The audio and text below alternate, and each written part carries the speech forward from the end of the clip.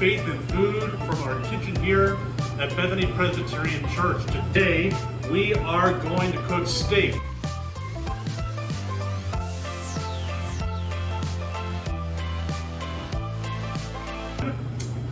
My wife says this is the best thing that I make.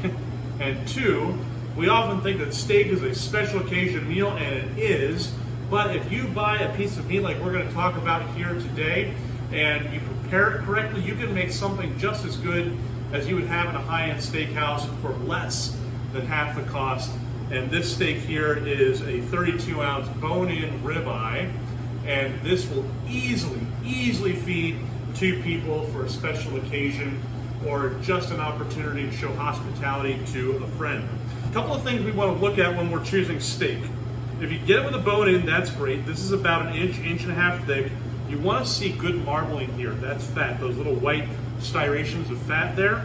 That is going to bring a lot of flavor to the party, and we are going to be looking good. We're going to salt and pepper this up.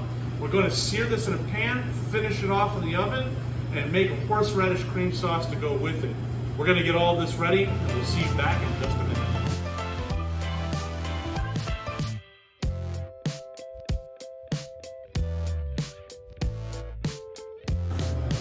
Okay, we are at our pan now. This has been preheating. You want the skillet to be hot when you're going to pan sear this. 2 minutes aside, and then we're going to finish it in the middle of a 400-degree oven. It's going to take total cooking time plus rest. Going to be about 25 to 30 minutes, depending on how long it takes to come up with that perfect medium rare. So we just grab our steak here with our tongs, and we go right in. 2 minutes each side. Let's go.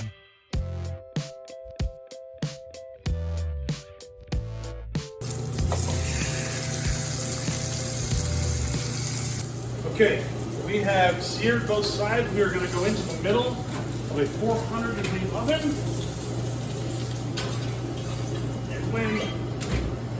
And when this comes up to 118 degrees, that's going to be perfectly medium rare. We're going to pull it, let it rest, and slice it. In the meantime, we're going to mix up a horseradish sour cream sauce to go with this steak.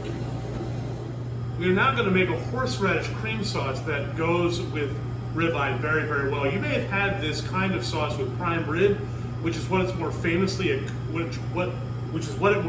accompanies, but this goes great with steak as well. So take your favorite ramekin here, and you're going to go equal parts mayonnaise.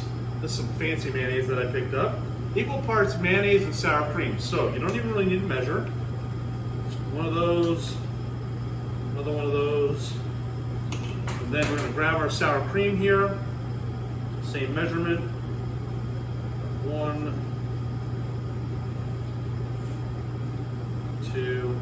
Now we're going to take as much horseradish as you like. I like a good heaping tablespoon of it, plus a little bit more. That's good for that. Worcestershire sauce. Worcester. You know, you can't say it correctly, so just a few dashes of that in there as well. And then a little bit of salt and pepper to taste.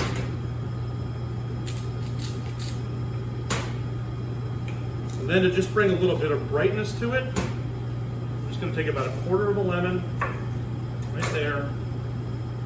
Just squeeze some lemon juice right into our sauce. And then we're just going to give it a mix. We've taken our steak, which we have cooked to 119, 120 degrees for medium rare. This is resting for 5 minutes. It's going to gain another 5 to 10 degrees, depending on the ambient temperature of the room. In internal temperature, it's going to continue to cook, essentially. We put some butter on top of this. You can do that. If you want to go towards medium, you're going to want to cook it in the oven until it's about 125 degrees. I wouldn't go much beyond that. You're going to end up with kind of a tougher piece of meat if you go beyond that temperature. This is resting with the thermometer in it, because if we pulled the thermometer right now, we'd have steak juices going all over the place. We want to keep those in the steak itself. After this rest, we are going to cut into this. We're going to try it out with some of our horseradish sauce, and I think we are going to be very happy.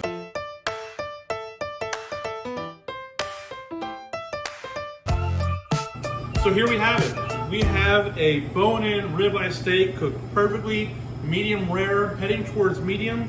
We've got a little bit of our horsey sauce on a wonderful piece of steak. Oh, there we go. That is really tasty. Salt and pepper. Go to town with the seasoning. It's a big piece of meat, needs a lot of seasoning. And then make your horseradish sauce. Use A1 if that's what you like. And enjoy.